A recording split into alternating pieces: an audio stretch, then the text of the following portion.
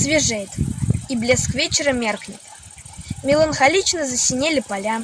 Далеко-далеко на горизонте уходит за черту земли огромным мутно-малиновым шаром солнце.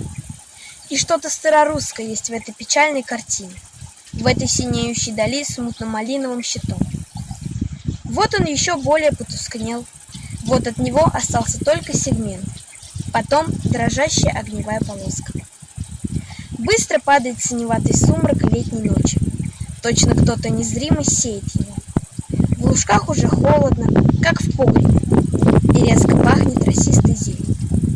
Только изредка повевает откуда-то тепло. В сумраке мелькают придорожные лозинки, и на них, нахохлившись, спят вороны. А на востоке медленно показывается большая голова бледного месяца. Как печальны кажутся в это время темные деревушки, мертвую тишину, в которых будет звук рессор и бубенчик.